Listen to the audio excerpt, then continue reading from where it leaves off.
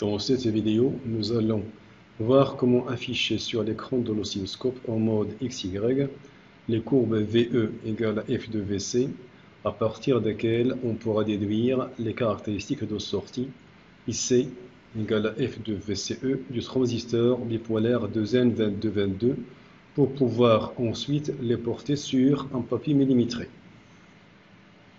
Nous avons besoin pour cette manipulation, premièrement, du circuit de la figure 6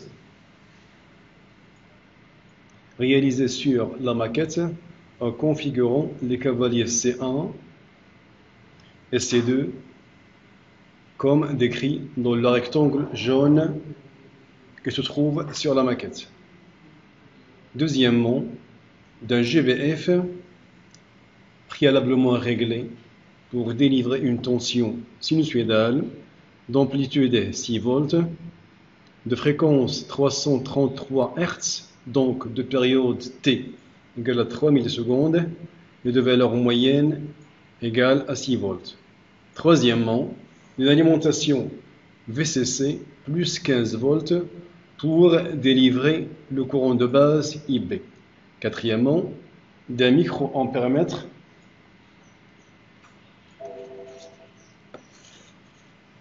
pour mesurer les valeurs de IB. Cinquièmement, dans l'oscilloscope pour visualiser les courbes VE égale F de VC. Le montage se réalise en deux étapes. Dans la première, nous relions le circuit aux sources d'énergie, c'est-à-dire au GBF et l'alimentation. Nous disposons le cavalier C1 pour fermer la maille du GBF, puis le cavalier C2 pour fermer la maille de l'alimentation VCC. Nous branchons ensuite le GBF à l'endroit prévu sur la maquette. Nous utilisons pour cela, comme d'habitude, deux fils, un rouge et un noir.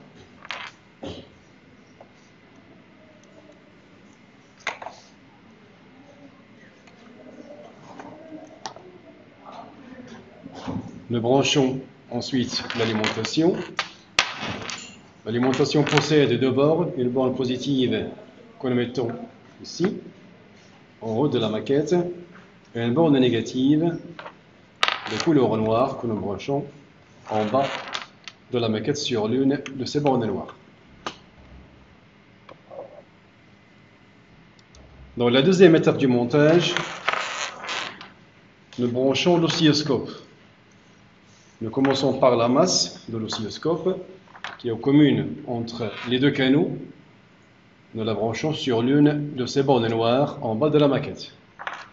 Ensuite, la borne rouge du canal X sera branchée sur le collecteur, le transistor, afin de prendre le potentiel du collecteur par rapport à la masse.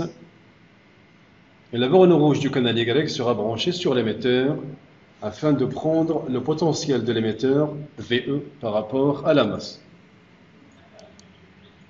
La maille de l'alimentation doit être complétée par le branchement du microampèremètre à l'endroit prévu pour ce branchement, c'est-à-dire ici. Je rappelle que le multimètre utilisé en microampèremètre servira dans cette manipulation à la mesure de la valeur ou des valeurs de IB. On met l'alimentation sous tension. Le microampèremètre affiche la valeur actuelle de IB. Cette valeur peut être modifiée grâce à cette résistance variable.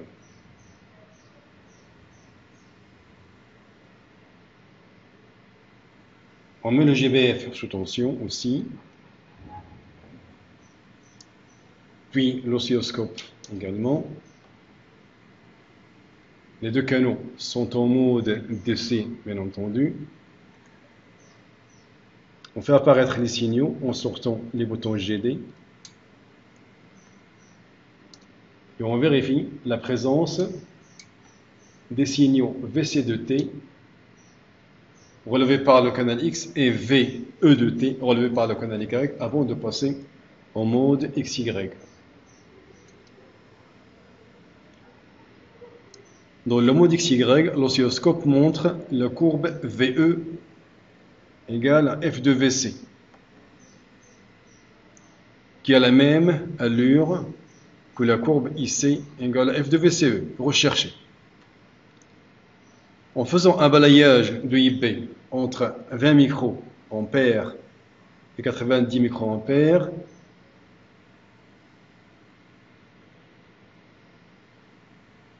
on découvre la gamme des courbes VE égale à F de VC, que l'on peut visualiser une par une sur toute la surface de l'écran en changeant l'emplacement de l'origine. L'origine peut être placée sur l'écran, par exemple en ce point, ce qui nous permettra de profiter de tout l'écran pour visualiser pour un étalage plus grand des caractéristiques. Donc actuellement, voici la caractéristique qui correspond à 20 microampères à la valeur de IB égale à 20 microampères. Voici celle qui correspond à la valeur de IB, 40 microampères. Chaque courbe qui apparaît possède un coude et une extrémité, dont les coordonnées VE et VC peuvent être portées dans les colonnes blanches du tableau de la page 23 du polycope.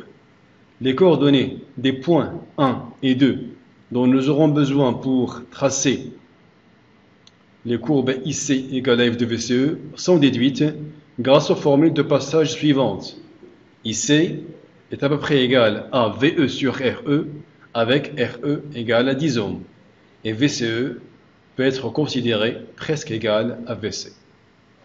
Pour tracer la caractéristique d'entrée IB égale à F de VBE, il suffit de mesurer par le multimètre transformé en voltmètre calibre 20 volts la DDP VBE entre la base et l'émetteur pour IB égale à 20 microampères et pour IB égale à 90 microampères.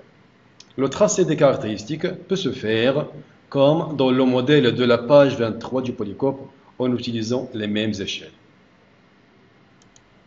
Les caractéristiques obtenues servent à la détermination des coordonnées IB0, VBE0, IC0 et VCE0 du transistor bipolaire de ZN2222 dans n'importe quel montage.